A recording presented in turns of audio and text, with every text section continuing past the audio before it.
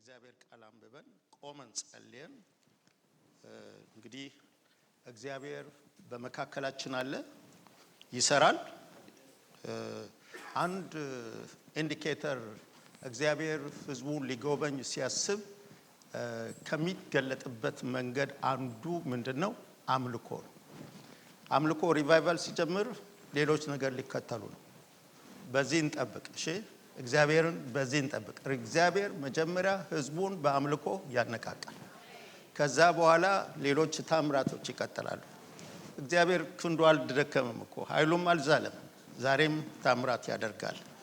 ከእግዚአብሔር ቃል ማነበው ገላትያ ምዕራፍ 3 ቁጥር 6 እና 7ን በጌታ ስም አነባለሁ። ከዛም ቁጥር 29ን አነባለሁ። እስቲ አብርሃምን አስቡ።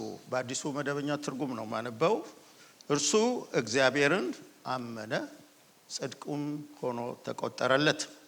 እንግዲህ እነዚያ የሚያምኑት የአብርሃም ልጆች እንደሆኑ አስተውሉ። እኛ የማን ልጆች ነን? የአብርሃም ልጆች ነን። የአብርሃም ኮቨናንት ልጆች ነን። እግዚአብሔር ይመስገን። እንደገና ቀጥሎ ቁጥር 29 ላይ ምን ይላል? የክርስቶስ ከሆናችሁ እናንተ የአብርሃም ዘር ናችሁ፣ እንደ ተስፋውም ቃል ወራሾች ናችሁ። እግዚአብሔር ይመስገን። እንደ ተስፋውም ቃል ምኖች ነን? ወራሾች ነን። ውርሳችንን በእምነት ነው የምንቀበለው። ልክ የእስራኤል ሕዝቦች ወደ ተስፋይቱ ምድር ሂዱ ሲባል ሰጥቻቸው አለው ሲላቸው የወረሱት በምንድን ነው? በእምነት ነው። ዛሬም ውርሳችንን በእምነት እንቀበላለን። እንጸልያለን። እስቲ እግዚአብሔር መልካም ነው። ለሚፈልጉት የሚገኝ አምላክ ነው። ሃሌሉያ። ወደ እግዚአብሔር መተን ባዷችንን አንሄድም። ዛሬ ድምጹ ወደኛ ይመጣል፣ ፈቃዱ ይገለጥልናል። እንደገና ደግሞ እግዚአብሔር ይናገረናል፣ እግዚአብሔር ይመክረናል፣ ቀናውን መንገድ ያሳየናል። እግዚአብሔር ቸር አምላክ ነው። ለልጆቹ የሚያስብ አምላክ ነው። ለኛ መልካም እቅድ ያለው አምላክ ነው። እኛን የሚረዳ አምላክ ነው። ውድቀታችንን የሚፈልግ ሰይጣን ነው። እግዚአብሔር ግን ይረዳናል። እግዚአብሔር ግን ይረዳናል። ወገኖቼ ካለንበት ከማናቸውም ነገር ማውጣት የሚችል የታምራት አምላክ የኛ አባት ነው። ሃሌሉያ። የወደደን በደሙ ደግሞ የዋጀን አምላካችን የኛ አምላክ ነው። ስለኛ ግድ ይለዋል። ለምን? ዋጋ ከፍሎብናል። ዋጋ ከፍሎብናል። ወገኖቼ የከፈለው ዋጋ ደግሞ ራሱ ህይወቱን ነው። ህይወቱን ነው የሰጠው። ይሄ ጌታ ዛሬ ይረዳናል። ከዚህ ጌታ ጋር እንገናኛለን። የወደድከኝ ያዳንከኝ ጌታ አሁን አገኝህ ዘንድ እፈልጋለሁ። መነካካት ነው በቃ። እግዚአብሔር የልብ አምላክ ነው። ከተግባራችን ይልቅ ልባችንን ነው እግዚአብሔር የሚያየው። ስለዚህ እግዚአብሔር አሁን ልቡ ለተከፈተ ሰው እግዚአብሔር ቅርብ ነው። ከስትንፋሳችንም ይልቅ ቅርብ ነው። ዛሬ በምንፈልገው ነገር ላይ ሁሉ እግዚአብሔር ወደኛ መምጣት ይፈልጋል። ሊረዳን ይፈልጋል። ሊታደገን ይፈልጋል። የጠላትን እቅድ አፍርሶ እግዚአብሔር ሊያስመልጠን ይፈልጋል። ሃሌሉያ። የሚረዳ አምላክ አለ። ኃይለኛ አምላክ አለ። ብርቱ አምላክ አለ። የማይወሰን የማይገደብ አምላክ ከኛ ጋር አለ። አሁን መነካካት ይሆንልን። እስቲ በመንፈስ መነካካት ይሁንልን ወገኖቼ። እግዚአብሔር ሊጎበኘን ዝግጁ ነው። ሁሉ ጊዜ እግዚአብሔር ህዝቡን የሚረዳ አምላክ ነው። የሚራራ አምላክ ነው። ድካማችንን አልፎ የሚሰራ አምላክ ነው። አለመብቃታችንን አልፎ የሚሰራ አምላክ ነው። በሰው ድካም ቢሆን ምንም እዚህ ደረጃ እንደርስም ነበር። እግዚአብሔር ግን እያለፈ ሰራ። ከብዙ ነገሮች አውጥቶ እዚህ ደረጃ ላይ አደረሰን። ብዙ ቻሌንጆን አሳልፎ እዚህ ደረጃ ላይ አደረሰን። ብዙ የጠላትን እቅድ አፍርሶ ዛሬ ወደ ደረስንበት ህይወት አመጣን። ዛሬም የሚረዳ አምላክ ነው። ዛሬም የሚያሻግር አምላክ ነው። ዛሬም ህዝቡን የሚጎበኝ አምላክ ነው። ዛሬም የህዝቡ ጮት ሰምቶ የሚመልስ አምላክ ነው። ሃሌሉያ ወገኖቼ፣ ከዚህ አምላክ ጋር እንገናኛለን። አትለፈን እንለዋለን። እንዲዳስሰን፣ እንዲጎበኘን፣ ጥያቄያችን እንዲመለስ እግዚአብሔር ምንም ነገር የሚሳነው ነገር የለም። ሃሌሉያ። እግዚአብሔር አምላክ ሆይ እናመሰግንሃለን፣ እናከብረሃለን፣ ከፍ ከፍ እናደርግሃለን። የወደድከን ወደን ያዳንከን ደግሞ ልጆች ያደረከን አባ አባ ብለን የምንጮህበትን የልጅነት መንፈስ የሰጠን እግዚአብሔር አምላካችን ሆይ እናመሰግንሃለን። ተመርጠናል። እግዚአብሔር ሆይ ባንተ እናመሰግንሃለን። ያስቀድሞ ያወቃቸውን አጸደቃቸው። ያጸደቃቸውን ደግሞ አከበራቸው ተብሏል ተጽፏልና ያከበርከን አምላክ ያጸደቅከን አምላክ እናመሰግንሃለን። እግዚአብሔር በእያንዳንዳችን ሕይወት አስደናቂ ቅር ስላለ ተመስገን። በእያንዳንዳችን ሕይወት ልትሰራው ያለ ዓላማ ስላለ ተመስገን። በዓላማ ጠርተናል። በእውነት ቃል አስቦ ወለደን ተብሎ እንደተጻፈ አስበ የወለድከን አቅደ የወለድከን እግዚአብሔር ለኛ ደግሞ ድንቅ ነገር አለ። ለኛ እግዚአብሔር አምላክ እኛ ከምናስተውለው በላይ የሆነ ነገር አለ። እናመሰግንሃለን። ዛሬ እግዚአብሔር ሆይ እንቆቅልሽ ይፈታ፣ ጥያቄ ይመለስ። እግዚአብሔር አምላክ ሆይ ለሕዝብ ጉብኝት ይሁን። እግዚአብሔር ሳራን አሰባት እንደተናገረውም አደረገላት ተብሎ እንደተጻፈ ዛሬ ሕዝብን አስብ። ዛሬ እንደተናገርከው የተስፋ ቃል ሕዝብን ጎብኝ። ዛሬ ማንም እግዚአብሔር ሆይ ወደ አንተ መጥቶ ባዶውን አይመለስ። እግዚአብሔር አምላክ ሆይ ለእያንዳንዱ ሰው ለልቡ ተናገር፣ ድምፅን አሰማው። እግዚአብሔር አምላክ ሆይ ድምፅ ሲመጣ እግዚአብሔር ሆይ ያሳርፋል፣ ሁከትን ያስወግዳል። ድምፅ ሲመጣ ፈውስ አለ። ድምፅ ሲመጣ መጽናናት አለ። ድምፅ ሲመጣ መፈታት አለ። ድምፅ ሲመጣ የጠላት ሥራ ይፈርሳል። ድምፅ ሲመጣ እግዚአብሔር አምላክ ሆይ ታምራት ይሆናል። የሞተው ይነሳል፣ የደከመው ይበረታል፣ የወደቀው ይነሳል። የታምራት አምላክ የኛ አምላክ ስለሆነ እናመሰግናለን። አይኖች በእኛ ላይ ስለሆኑ፣ ጆሮዎች ለጮታችን የተከፈቱ ስለሆኑ እናመሰግናለን። የምትረዳ የምትደግፍ፣ ለልጆች የምትራራ እግዚአብሔር እናመሰግናለን። ውድቀታችንን የማትፈልግ፣ ጥፋታችንን የማትፈልግ፣ ስንደክም ፈጥነህ ከገባንበት ሸለቆ የምታወጣን እግዚአብሔር አምላካችን ሆይ እናመሰግናለን። አንተ እኮ አባታችን ነህ፣ መመኪያችን ነህ፣ አለኝታችን ነህ፣ ዋስትናችን ነህ። እግዚአብሔር ሆይ አንተን ታምነን አናፍርም። እግዚአብሔር በእርሱ የሚያምን አያፍርም ተብሎ ተጽፏል። እህቴ አታፍሪም፣ ወንድሜ አታፍርም። የማያሳፍር አምላክ መርጦናል። የማያሳፍር አምላክ ይዞናል። የማያሳፍር አምላክ እስከ ዛሬ ድረስ አድርሶናል። የማያሳፍር አምላክ እስከ መጨረሻው ይመራናል። ክብር ለኢየሱስ ይሁን። ኦ ሃሌሉያ! ከፍ እናደርግሃለን፣ እንወድስሃለን፣ ስምህን እንባርካለን። አምላካችን ትልቅ ነህ። በእኛ ሕይወት ትልቅ ነህ። በእኛ ኑሮ ትልቅ ነህ። በእኛ ነገር ትልቅ ነህ። ትልቅ ከተባለው በላይ ትልቅ ነህ። እናመሰግንሃለን። ክብር ላንተ ይሁን። ይህን ጉባኤ እግዚአብሔር ጎብኝ። እግዚአብሔር አምላክና አባት ሆይ በቃልህ ጉባኤ ይሰራ። ለሕዝብህ እግዚአብሔር ድምፅህን አሰማ። አንተ ከፍ ብለህ ታይ። ያንተ ክብር በዚህ ስፍራ ላይ ይገለጥ። እግዚአብሔር ሆይ ሰማያት በዚህ ቦታ ላይ ይከፈቱ። ሁልጊዜ እግዚአብሔር አምላክ ሆይ አንተን ተገናኝተን መውጣት ይሁንልን። በዚህ በሚደረገው ማንኛውም በአምልኮ እግዚአብሔር ፕሮግራም ወቅት እግዚአብሔር ሆይ ያንተ መልካም እጅ በመካከላችን ትንቀሳቀስ፣ ስውር እጅ ትንቀሳቀስ። እግዚአብሔር ሆይ የታመመው ይፈወስ፣ የደከመው ይበርታ፣ የወደቀው ይነሳ፣ ያዘነው ይጽናና። እግዚአብሔር አንተ ሙሉ አምላክ ነህ። በሁሉ አቅጣጫ የምትገለጥ አምላክ ነህ። በአንድ ጊዜ ለፍጥረት ሁሉ መድረስ የምትችል አምላክ ነህ። በአንድ ጊዜ የፍጥረትን እንቆቅልሽ የምትፈታ አምላክ ነህ። ሃሌሉያ! እናከብርሃለን። የአባቶቻችን የአብርሃም የይስሐቅ ያዕቆብ አምላክ የኛም አምላክ በስራ ላይ ስለሆን ተመስገን። እዚህ የጀመርከው ስራ እግዚአብሔር ሆይ ሻይን ያደርጋል፣ ይወጣል፣ አይወሰንም። እግዚአብሔር ሆይ አይወሰንም። የኛ ማንነት አይወስነህም ያንተን ስራ። እግዚአብሔር ሆይ እናመሰግንሃለን። እያደረክ ስላለ ነገር ተመስገን። ክብር ላንተ ይሁን። ይሄ ጉባኤ ተባረከ ይሁን። ይሄ ጉባኤ ነፃ ያወጣ ይሁን። ይሄ ጉባኤ ተፈታ ይሁን። ይሄ ጉባኤ እግዚአብሔር ሆይ ክብርን ይይ በኢየሱስ ክርስቶስ ስም አሜን። ጌታ ይባርካችሁ። ተቀመጡ። እግዚአብሔር አምላካችን የተመሰገነ ይሁን። በሮሜ መጽሐፍ ምዕራፍ 15 ላይ አንድ ቃል አለ። እሱን አነብና ከዛ ወደ መልእክቴ እሄዳለሁ። ሮሜ ምዕራፍ 15 ጌታ የተመሰገነ ይሁን። እግዚአብሔር ይናገረናል። ወገኖቼ እግዚአብሔር ሁልጊዜ ተናጋሪ አምላክ ነው። ሰው ነው የማይሰማው እንጂ እግዚአብሔር ተናጋሪ አምላክ። ዝም ያለበት ጊዜ የለም። በእርግጥ ዝም ያለበት በመጽሐፍ ቅዱስ አለ፣ ግን አሁን ዝም አይልም እግዚአብሔር።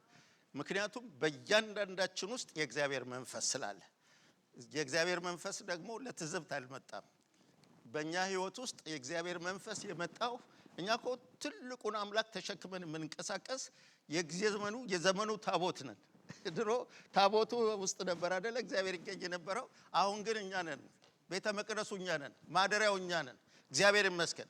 በቃሉ የቀደሰው በመንፈሱ ደግሞ ያስዋበው ቤተ መቅደሱ እኛ ነን። ክብር ለኢየሱስ ይሁን። 15:4 ላይ እንዲህ ይላል፣ በጽናትና ቅዱሳት መጻሕፍት በሚሰጡት መጽናናት ተስፋ እንዲኖረን ቀደም ብሎ የተጻፈው ሁሉ ለትምህርታችን ተጽፏል ይላል። መጽሐፍ ቅዱስ የተጻፈው የእግዚአብሔር ምክር፣ ብዙ የእግዚአብሔር ምክር፣ የእግዚአብሔር ሐሳብ፣ የእግዚአብሔር ፈቃድ ያለበት መጽሐፍ ነው። በዚህ ውስጥ ምን ይላል? ለትምህርታችን የተጻፈ ነገር አለ ይላል። የሰዎች ህይወት በተለይ እኔ ዛሬ የማነሳው የእምነት አባታችን የሆነውን አብርሃምን ነው። ከአብርሃም ህይወት ምን እንማራለን? ስለ አብርሃም ያለውን ነገር ሁሉ ጠቅልዬ መናገር አልችልም፣ ምክንያቱም ሰፊ ነው። በአብርሃም ህይወት ውስጥ ግን በአብርሃም ህይወት ውስጥ የተከሰተ የአብርሃም ምልልስ፣ የአብርሃም ኑሮ፣ የአብርሃም መልካም ተግባሮች ለኛ ዛሬ የሚያስተምሩን ነገሮች፣ እውነቶችን እናያለን። እግዚአብሔር ይመስገን። አብርሃም የእግዚአብሔር ቃል እንደሚለው የእምነት አባት ነው። ቅድም እንዳነበብኩት እንደ አብርሃም ያመኑት የአብርሃም ልጆች ናቸው ይላል።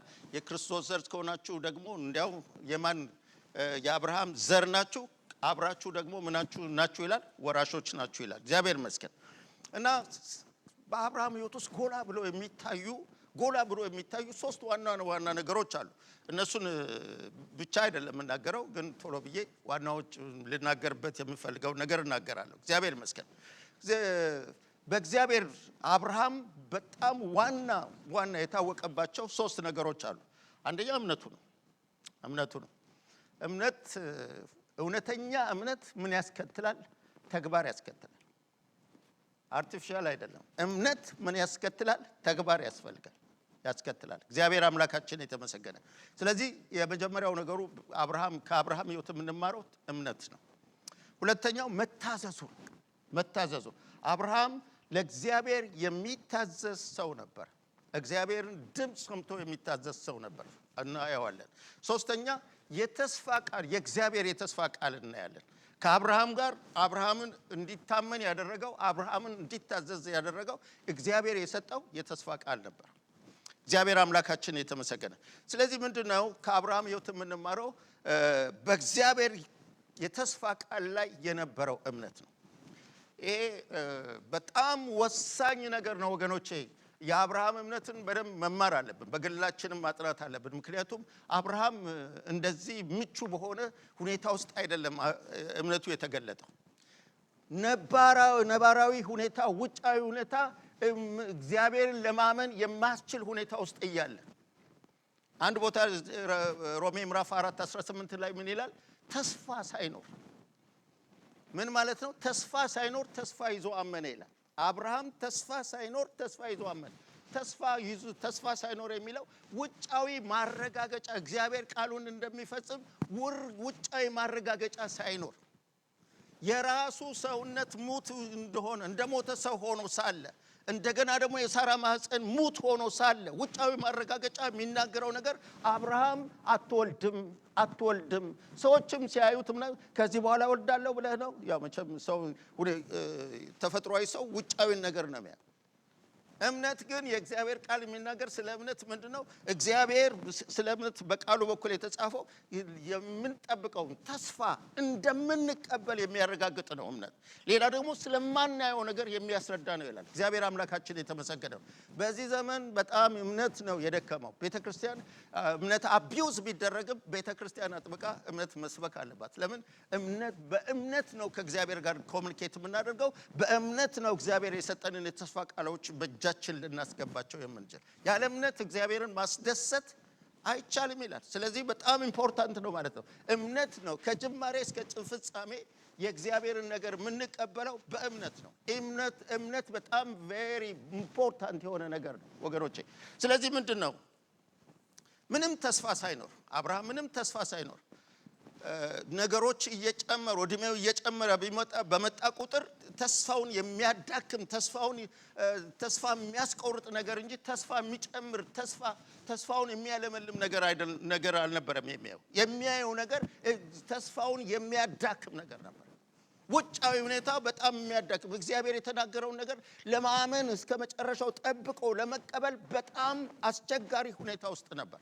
ግን አብርሃም ይላል አብርሃም ምንም እንኳን እንደዛ አይነት ሁኔታ ውስጥ ቢሆንም አብርሃም የተስፋ ቃሉን ይዞ መንቀሳቀስ ጀመረ። ምን ይዘን ነው የምንንቀሳቀሰው? የተስፋ ቃል ይዘን ልንንቀሳቀስ ያስፈልጋል። እግዚአብሔር አምላካችን የተመሰገነው። ስለዚህ አብርሃም እምነት በእግዚአብሔር የተስፋ ቃል ላይ የተመሰረተ ነው። እምነት የሚመሰረተው በአየር ላይ አይደለም፣ በውጫዊ ሁኔታዎች አይደለም። እምነት የሚመሰረተው በእግዚአብሔር የተስፋ ቃልና በራሱ በእግዚአብሔር ላይ። እግዚአብሔር ይመስገን። እግዚአብሔር ካለ አለ ነው። እግዚአብሔር ይሆናል ካለ ይሆናል። እግዚአብሔር ትወርሳለህ ካለ እንወርሳለን። እግዚአብሔር የተናገረውን ለመፈጸም የታመነ አምላክ ነው።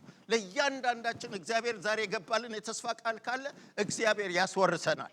ክብር ለኢየሱስ ይሁን። እግዚአብሔር ያስወርሰናል። ስለዚህ አብርሃም ምንድነው? በቃ የተስፋ ቃሉን ይዞ እስከ ፍጻሜ ድረስ የተጓዘ ነው።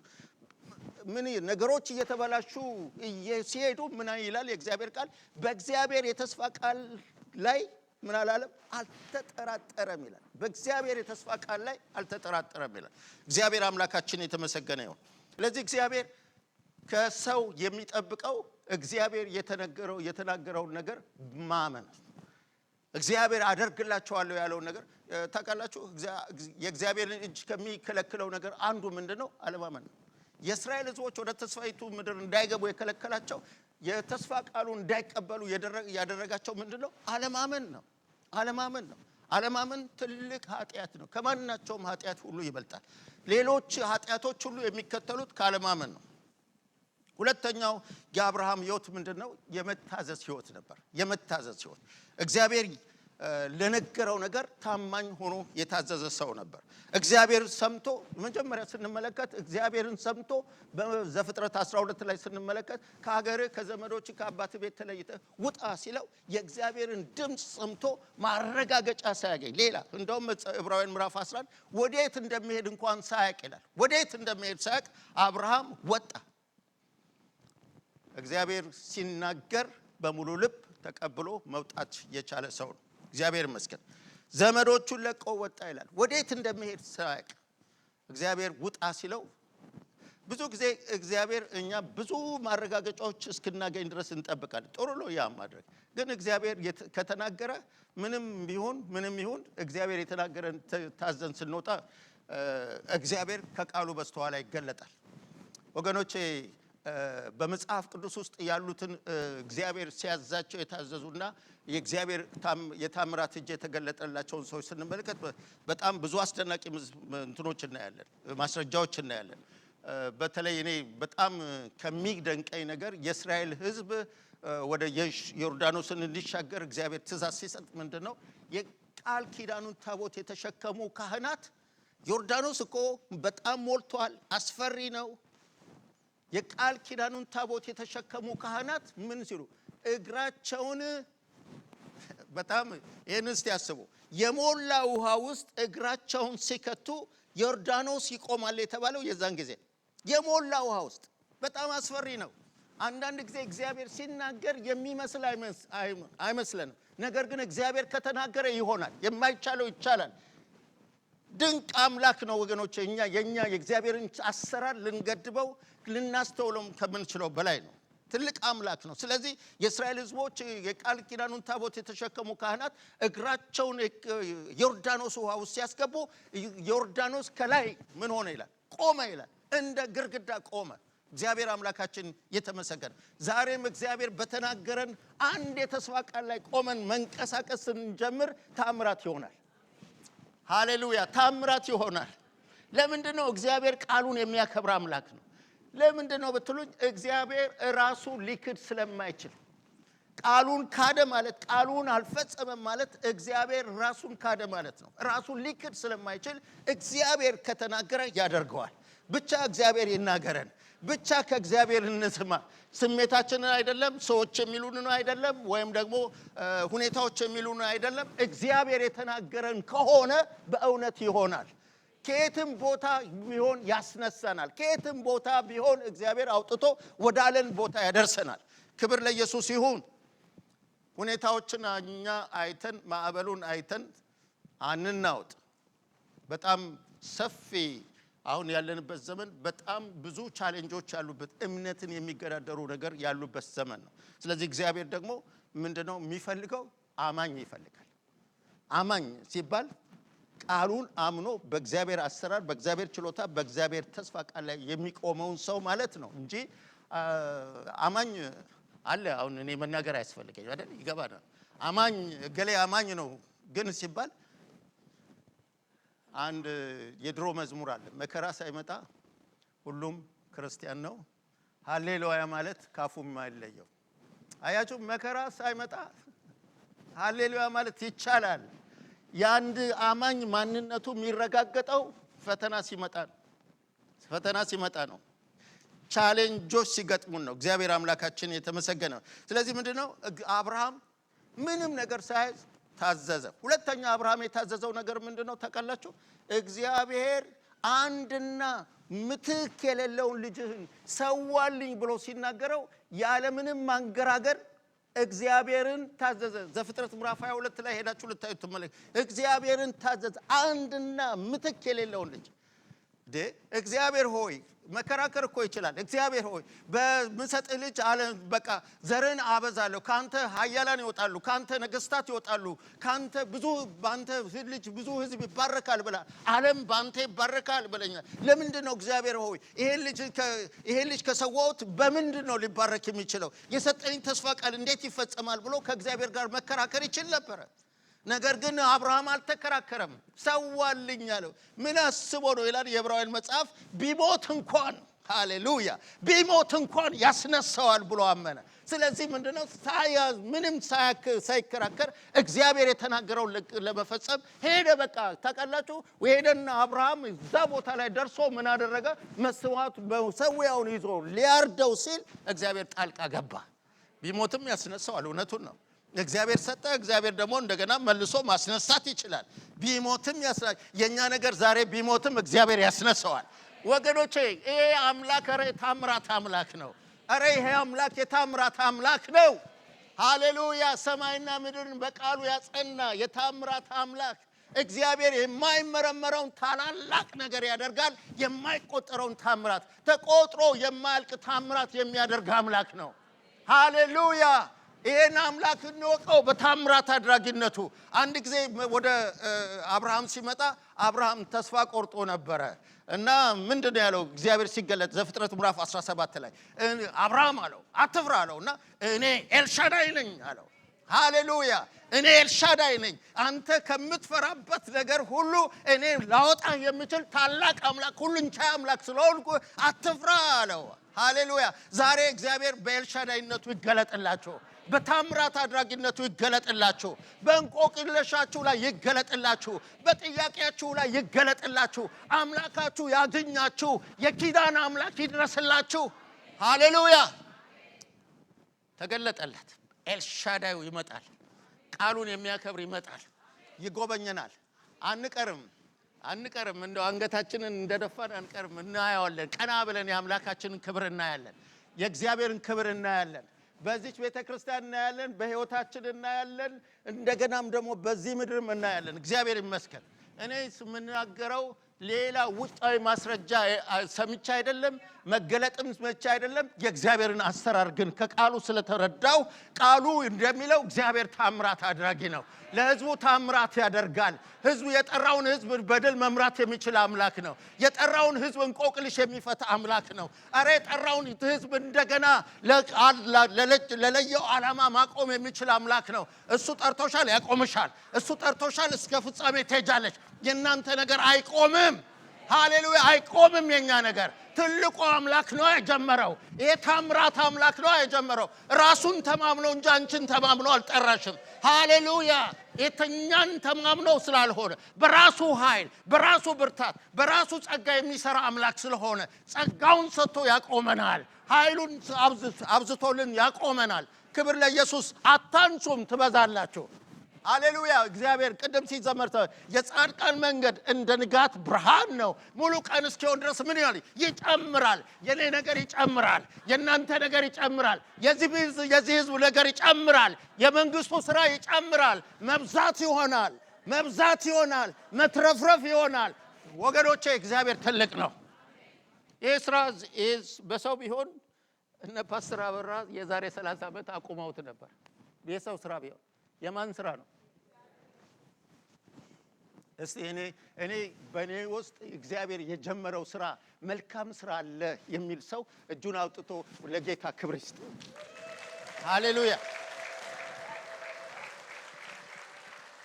ሐዋርያው ጳውሎስ ለፊልጵስዩሶች ምንድነው የሚላቸው በእናንተ ሃሌሉያ ምን ስራ ጀምሯል በእናንተ መልካሙ ስራ የጀመረው እስከ ኢየሱስ ክርስቶስ መገለጥ ድረስ እንዲያደርገው እንዲፈጽመው ይሄን ተረድቻለሁ በእኛ የጀመረው መልካሙ ስራ ይቀጥላል አይቆምም ምንም አይነት ጦርነት ይኑር አይቆምም ምንም አይነት ቻሌንጅ ይኑር አይቆምም ሃሌሉያ እግዚአብሔር ነው የተናገረው ሃሌሉያ አይቆምም ቢቆም ኖሮ እኮ ወንጌል ባልሰፋ ነበር ይኸው አይታችኋል አይደለ ከተለያየ ቦታ እኛን እንኳን ከኢትዮጵያ አምጥቶ እንደዚህ አብዝቶ ገና ደግሞ ብዙ የሚደረሱ አሉ ገና ደግሞ ብዙ ወደ መንግስቱ የሚጨመሩ አሉ የሚፈልሱ አሉ በእኛ አማካይነት እኛ አፉ እንሆናለን እኛ እጁ እንሆናለን እኛ እግሩ እንሆናለን እኛ በእኛ ይጠቀማል እግዚአብሔር ክብሩ ሊገልጥብን የጠራን ሰዎች ነን ተራ ሰው አይደለንም ሃሌሉያ ዋጋችን የክርስቶስ ደም ነው ዋጋችን እኮ ትልቅ ነው ቫልዩብል ነው ምንም አይተመንም አይደል እግዚአብሔር ታዲያ ዝም ብሎ እኔ አንዳንድ ጊዜ ጌታ ሆይ ለዚህ ህይወት ነው እንደጠራህን እላለሁ ክርስቶስ የከፈለው ለወዳቂ ህይወት አይደለም ዋጋ የከፈለው ክርስቶስ ዋጋ የከፈለው ለዚህ በቃ አሁን ለተሸናፊነት ህይወት አይደለም ክርስቶስ ዋጋ የከፈለው አሸናፊ ህዝብ ተልኮውን የሚወጣ ህዝብ ብርሃን የሚሆን ህዝብ ጨለማውን የሚደመስስ ህዝብ የእግዚአብሔርን ሐሳብ የሚገልጥ ህዝብ እግዚአብሔር የሚገለጥበት ህዝብ ሃሌሉያ እግዚአብሔር የሚሰራበት እኛ በእያንዳንዳችን እዚህ ማንም ተቀማጭ የለም ወገኖች ነቃ በሉ እናገራለሁ ተቀማጭ ህዝብ የለም ይኸው የሳምንት ደንበኛ አይኖርም እነግራቸዋለሁ እግዚአብሔር ሲመጣ ሲጎበኝ የሳምንት ደንበኛ ሁሉም መክሊቱ በመክሊቱ ይነግዳል ሃሌሉያ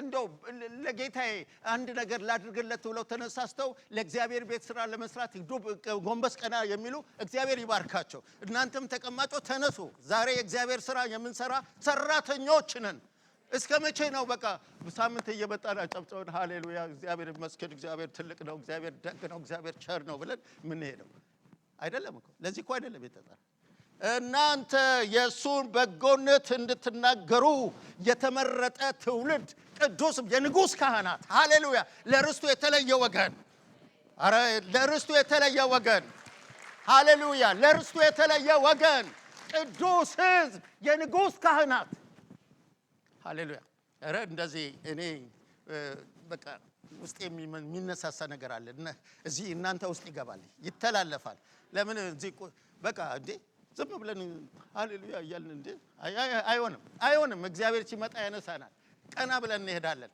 አፋችን የክርስቶስን ማዳን ይናገራል እንደገና በደረስንበት ቦታ ላይ ወንጌል እያሸነፈ ይገለጣል የሐዋርያት ሥራ መጽሐፍ እያጠናን ነው እኔ በጣም ሰርፕራይዝ እየሆንኩ ነው አንድ ትልቅ መልእክት እግዚአብሔር ሰጥቶኛል ወደፊት ያው ከሐዋርያት ሥራ መጽሐፍ ላይ በጣም የእግዚአብሔር ቃል እያደገና እያሸነፈ ይሄድ ነበር ከሃይማኖተኞችም ብዙዎች አመኑ ይላል ሃሌሉያ ሃይማኖተኞች ይመጣሉ አረ አምላካችን ትልቅ ነው የእግዚአብሔር ቃል ያሸንፋል ሃይማኖተኞች ይመጣሉ ወንድማችን ያሬድ ጌታ ይባርከው ጥሩ አድርጎ ያስጠናናል በቃ በጣም ውስጤ ይነቃቃል በጣም ውስጤ ያነቃቃል ለምን መሰላችሁ የእግዚአብሔር ስራ ነው የሚታየው እግዚአብሔር አምላካችን የተመሰገነ ክብር ለሱ ይሁን አብርሃም የመታዘዝ ህይወት ነበረው ሌላው እግዚአብሔር አብርሃም ተስፋ ቃል ሰጥቶታል። በትዕግስት እግዚአብሔር የሰጠውን የተስፋ ቃል ጠብቆ የወረሰ ሰው በትዕግስት። አንዳንድ ጊዜ እምነት ፋስት ፉድ አይደለም። እምነት ፋስት ፉድ አይደለም። እዚህ ኪችሌ ምን ትሴ ብዙ ስሞች አሉ እኔ አላውቃቸውም። አንዱ ሜክዶላንድ ነው በጣም የማውቀው፣ አንዱ ደግሞ ስታርባክስ ነው። እና እዛ ሄደን እንትን አድርገን የምናመጣው ነገር አይደለም። እምነት ትዕግስት ይጠይቃል። እምነት ትዕግስት ይጠብቃል። እስቲ እናንብበው። ቅድም ስጸልይ ሰምታችኋል። እግዚአብሔር ሳራን አሰባት ይላል።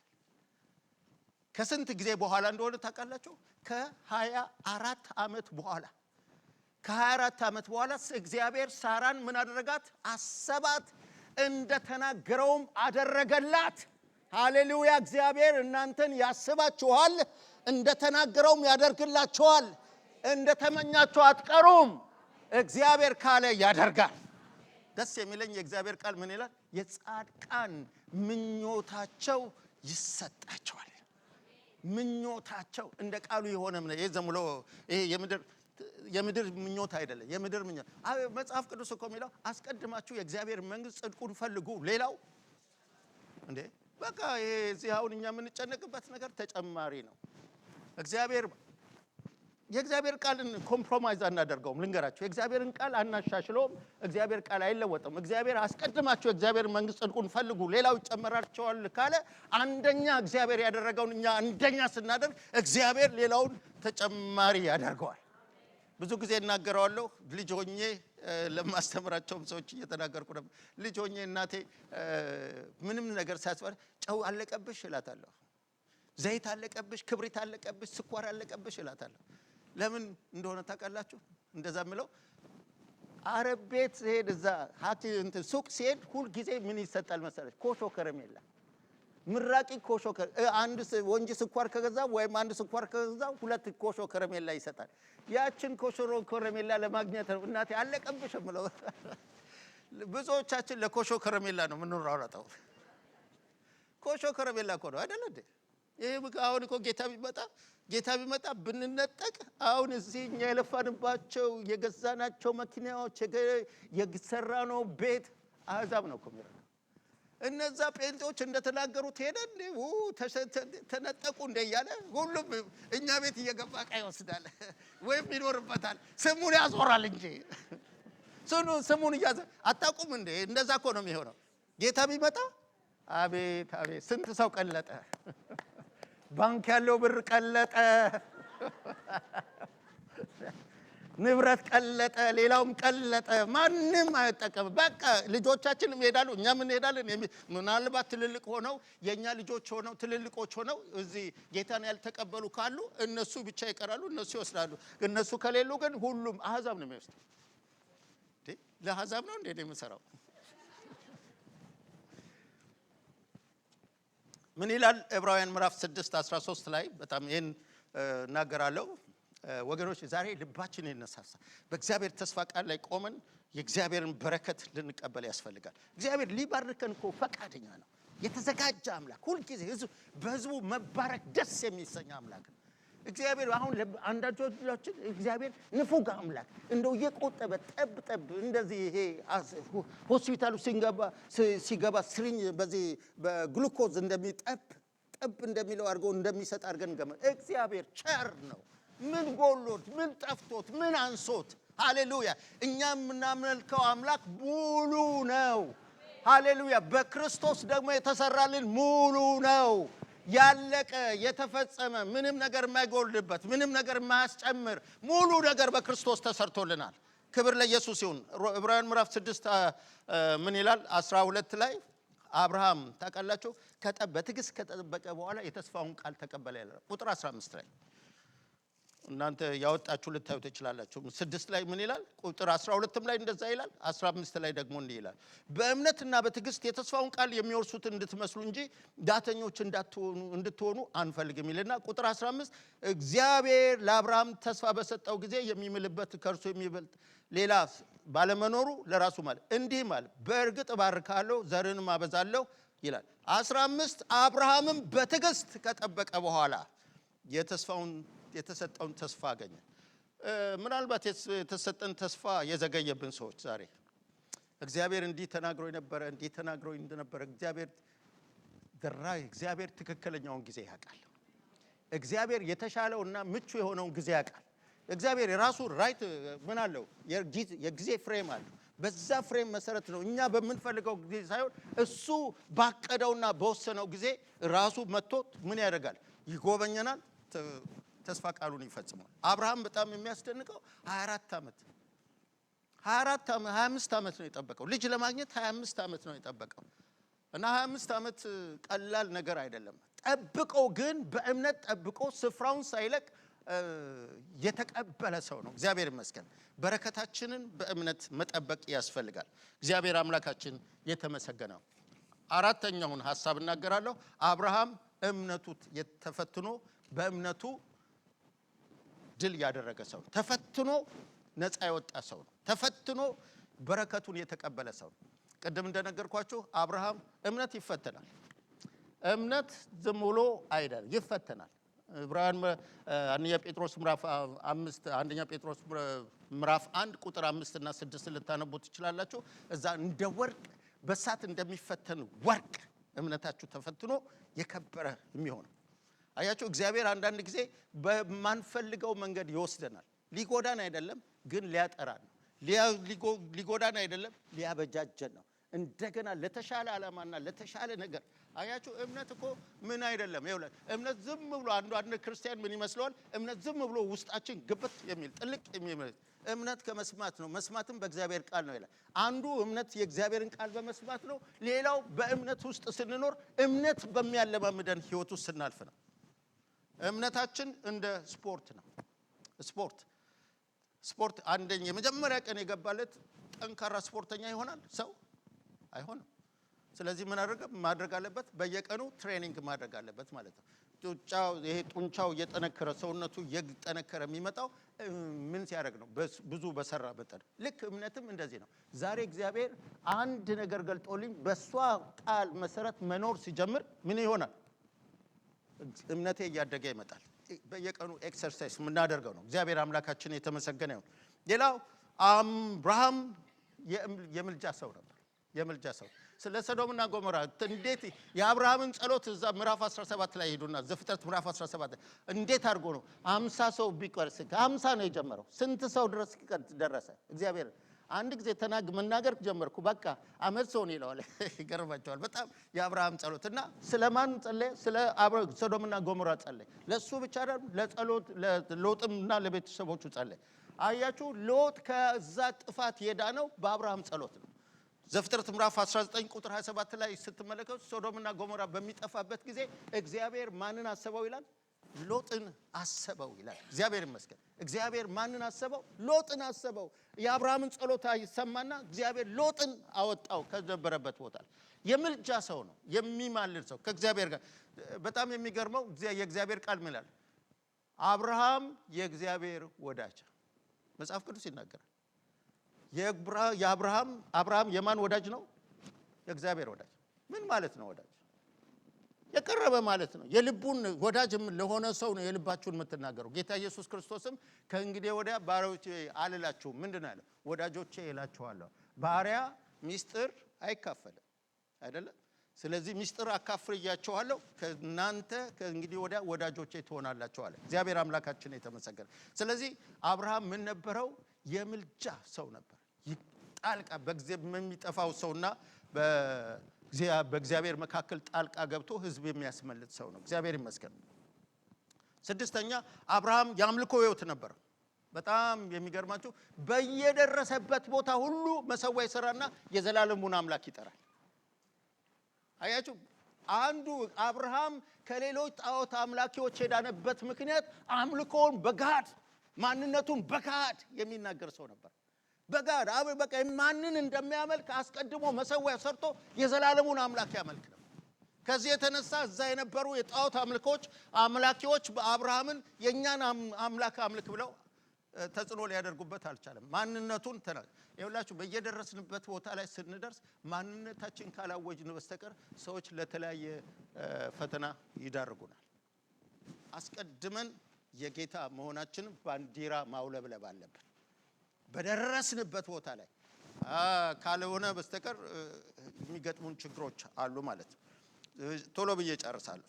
ሌላው እግዚአብሔር ከአብርሃም ጋር ኪዳን ገባ። የኪዳን አምላክ ኪዳን ገባ። የኪዳኑ በረከቶች በጣም ሰፊ ናቸው። የኪዳኑ በረከቶች እግዚአብሔር በክርስቶስ ኢየሱስ ለኛም የገባልን የኪዳን በረከቶች ሰፊ ናቸው። እግዚአብሔር ይመስገን። የአዲስ ኪዳን ምን እንደሚል ታውቃላችሁ? የብሉይ ኪዳን ያረጀ ኪዳን ነው ይላል። አዲሱ ኪዳን ግን ምን እንደሚል ታውቃላችሁ? የተሻለ ኪዳን ይላል። በተሻለ ተስፋ ቃል ላይ የተመሰረተ የተሻለ ኪዳን ደግሞ በተሻለ ካህን ሊቀ ካህን ይላል።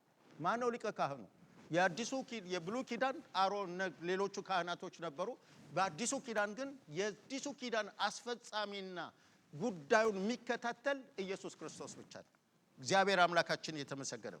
ስለዚህ እግዚአብሔር በዘፍጥረት ምዕራፍ 17 ከቁጥር 1 እስከ 8 ስንመለከት ከአብርሃም ጋር እግዚአብሔር ኪዳን እንደገባ እንመለከታለን። የመጨረሻው ነጥቤ አብርሃም ፐርፌክት ነው ብሎ መጽሐፍ ቅዱስ አያስተምረን። ብዙ ጊዜ መልካሙን እናወራ፣ ግን ደካማም ጎን አለ። እግዚአብሔር ፐርፌክት የሆኑትን ሰዎች አይደለም የሚፈልገው፣ ጉለት ያለባቸውን ሰዎች ግን ኳሊፋይ ያደርጋቸዋል። እግዚአብሔር ይመስገን እኛን ኳሊፋይ ያደርገናል። የጠራን አምላክ ኳሊፋይ ያደርገናል። የጠራን አምላክ እንደገና እግዚአብሔር አበጃጅቶ ለክብሩ ያቆመናል። እሱ ነው የጀመረው። ጌታ የተመሰገነ። ሁለት ነገሮች ላይ ያለችው እንደ እግዚአብሔር ፈቃድ ባለመሄዱ ሁለት ነገሮች ችግር ውስጥ ገብቷል። የመጀመሪያው የአጋርን ምክር ሰምቶ ምን ሆነው ወደ ምን ገባ ይላል? ወደ የሳራን ምክር ሰምቶ ወደ ማን ገባ? ወደ አጋር ገባ። እስማኤል ተወለደ። እስካሁን ድረስ የምናየው ችግር ነው አይደለ? የእስማኤል መምጣት ሁላችንም የምናውቀው ነው። እንደ እግዚአብሔር ፈቃድ የማናደርጋቸው ነገሮች ሁሉ ጊዜ ዋጋ ያስከፍሉናል። እንደ ሥጋ ፈቃድ የምናደርገው ማንኛውም ነገር ዋጋ ያስከፍላል። የእግዚአብሔር ሐሳብ ይሻላል። የእግዚአብሔር እቅድ ይሻላል። እግዚአብሔር ለእያንዳንዳችን ያየው ነገር አለ። ያቀደው ዝም ብሎ እግዚአብሔር በአጋጣሚ የሚወልዳቸው ልጆች አሉ። ምናልባት ሰዎች እንደዛ ሊያደርጉ ይችላሉ። እግዚአብሔር ግን በአጋጣሚ ልጆችን አይወልድም። ሰምታችሁኛል? ቅድም ተናግሬዋለሁ። ያዕቆብ 1:18 ላይ ምናል? እግዚአብሔር ለፍጥረታቱ በኩራት እንሆን ዘንድ በእውነት ቃል አስቦ ወለደ። ታስቤ ነው። እግዚአብሔር ከዘላለም ዘመናት በፊት ምን አይነት ሰው እንደምንሆን አስቦ አቅዶ ወለደን። በቅድ የተወለደ ልጅ ታዲያ ከንቱ ይሆናል? ፍሬ አልባ ይሆናል? እግዚአብሔር በእኛ ላይ ምን አይነት ዓላማ እንዳለው በጣም ጠንክረን እንድናስተውል እፈልጋለሁ። ምክንያቱም እንደዛ ካልገባን አንዳንድ ጊዜ ለነፍሳችንም ልንነግራት ያስፈልጋል። እቺ ነፍሳችን መሯሯጥ ትወዳለች። ደስ ይለኛል ዳዊት ነፍሴን ሕፃን ልጅ ጡት እንደሚያስጥሏት አስጣልኳት ይላል። በቃ አስጣልኳት። ምን መሰረት ነፍስ ከራሷ ምኞት ከራሷ መሻት አስጣላል። ነፍሳችንን ለነፍሳችን ልንነግረው ያስፈልጋል። ምን እግዚአብሔር በዓላማ የፈጠረኝ። ሰይጣን ምን ይላል? ዓለም ምን ይላል? እንደዚህ የተለያዩ ነው። እግዚአብሔር በዓላማ ፈጥሮናል። ለራሱ ተልኮ ፈጥሮናል። ለራሱ ክብር ፈጥሮናል። እግዚአብሔር በቃ ሊጠቀምብን ፈጥሮ በእኛ ሊሰራ ፈጥሮብን በቃ እያንዳንዳችን ውስጥ ምን ይግባ? እግዚአብሔር በእኛ ውስጥ ዓላማ አለው። በእኛ ውስጥ ስራ አለው። በእኛ ውስጥ ተልኮ አለው። ይሄ እውነት በውስጣችን ሊታተም ያስፈልጋል። ለዚህም እውነት ደግሞ ለመኖር የወሰን መሆን አለብን። አንዱ ልናውቀው የሚገባ ለምንድን ነው የምንኖረው? ለምንድን ነው እየኖርን ያለን? እንደዚህ ጠይቃችሁ ታውቃላችሁ? ትላንትና ያው ወገኖቼ እዚህ ስላሉ ሳስተምር የህይወት ሶስት ታላላቅ ጥያቄዎች ብዬ አስተምሬያለሁ። እና እነዚህ ካስተማርኳቸው ምንድነው? አንዱ ለከየት መጣ፣ ሁለተኛው ለምን እኖራለሁ፣ ሶስተኛው ለምን ነው የምንኖረው? እግዚአብሔር አያችሁ ለምን እንደምንኖር እንድናውቅ ይፈልጋል። ደግሞ በቅዱሱ ቃሉ ለምን እንደምንኖር ተጠቅሷል አይደል? ዓለም እንደሚኖረው እንድንኖር አይደለም እግዚአብሔር እኛን ይጠራል። ዓለም እንደሚመላለሰው እንድንመላለስ አይደለም እግዚአብሔር። ለእያንዳንዳችን የተለየ ዓላማ አለው። እግዚአብሔር የተመሰገነ። ብዙ ማስረጃዎች መጽሐፍ ቅዱስ ላይ አለ። የክብር ጥሪ ነው እግዚአብሔር የጠራን። ሰምታችሁኛል? እግዚአብሔር የክብር ጥሪ። ጥሪው ከሰው አይደለም፣ ጥሪው ከአንድ መንግስት አይደለም፣ ጥሪው ከሰራዊት ጌታ ከእግዚአብሔር ዘንድ የክብር ጥሪ። አሁን ቅድም ሰምታችኋል። እዚህ ቦታ ላይ በዚህ ቀን እንደዚህ ይደረጋል። ጥሪ ነው አይደለም? የቤተ ክርስቲያን ጥሪ ነው። ግን እግዚአብሔር ለሁላችን ያቀረበው ጥሪ የክብር ጥሪ ነው። የመንግስቱን ስራ እንድንሰራ የእግዚአብሔር መንግስት ዜጎች ነው። እግዚአብሔር ይመስገን። ሌላው ምንድነው? አብርሃም ካጠፋው ነገር ወይም እንደ እግዚአብሔር ፈቃድ ካላደረገው ነገር ምንድነው? ሳራ እህቴ ነች አለ አይደል? ሁለት ጊዜ ይሄንን ተናግሯል። ሁለት ጊዜ ዋሽቷል። ስለዚህ እግዚአብሔር ምንድነው ብትሉኝ በእያንዳንዳችን ህይወት ውስጥ እግዚአብሔር እቅድ ስላለው ራሳችንን ሁሉ ለሚችለው ለታላቁ አምላክ መስጠት። አብርሃም እንዳመነ ብናምን አብርሃም እንደተቀበለ እንቀበላለን። ሰምታችሁኛል? አብርሃም እንዳመነ ብናምን አብርሃም እንደተቀበለ እንቀበላለን። እግዚአብሔር አምላካችን የተመሰገነ። የአብርሃም አምላክ የኛም አምላክ ነው። የአብርሃም አምላክ አሁን እየሰራ ያለበት የአብርሃም አምላክ በመካከላችን አለ። የአብርሃም አምላክ ይጎበኘናል። የአብርሃም አምላክ የተስፋ ቃሉን ይፈጽምናል። የአብርሃም አምላክ እንደተናገረው ነገሮችን ያደርጋል።